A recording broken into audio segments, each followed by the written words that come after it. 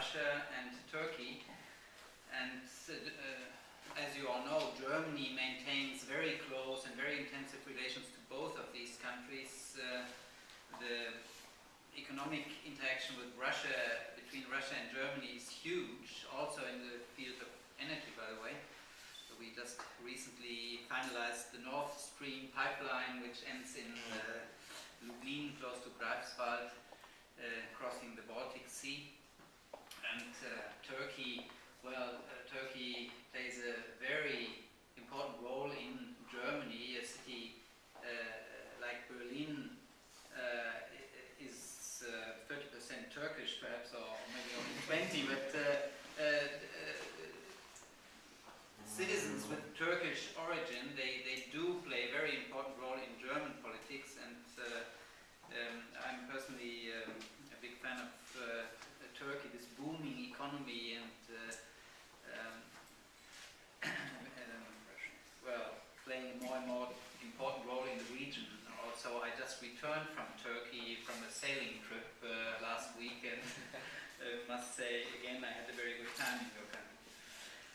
Well, I do have a manuscript. I feel tempted to leave it aside and try to speak more freely. I apologize that this may lead to a less fluent approach, but let me start with a personal remark. I've now finished my 4th year as a foreign diplomat here in Bulgaria, after having extended from 3 years to 4 years, and I'm at the beginning of my 5th year, an additional extension.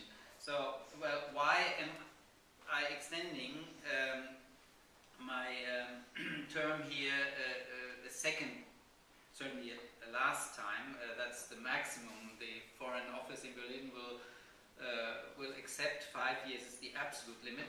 But I asked for a 5th year, and they granted it, and I'm very happy about it. Why am I happy about it? Of course, because I like it so much in Bulgaria.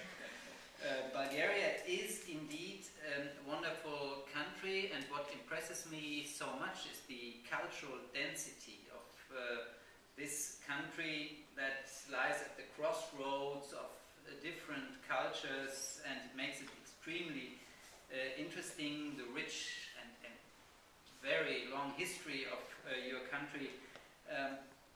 But when I talk about cultural density, just the day before yesterday, when the protesters tore down the Berlin Wall in front of our embassy, we had a classical concert inside the embassy with young Bulgarian musicians, and I'm always mesmerized and totally impressed by the level of qualification and the musical feeling they present. We organized this concert to help them finance a master class in Vienna, and we were very successful. The guests were deeply impressed by the extremely high level of musical skills, and were very generous. So, of course, the wonderful sceneries of Bulgaria, and this is not just the lovely Black Sea coast, but also the untouched and very fascinating mountain sceneries, the wonderful climate that you're privileged to have. All this is, all these are elements that made my wife and myself like Bulgaria so much. And there's also another factor. I mean, there are many Bulgarians criticizing their own country for not being so perfect, and also foreigners and sometimes foreign diplomats even join these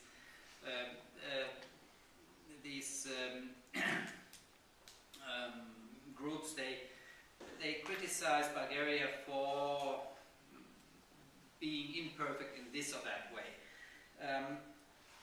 Well, there is a charm of not being, or a charm to not being perfect. The mayor of Berlin, governing mayor of Berlin, Mr. Wowereit, he sometimes speaks of his own city as being poor but sexy.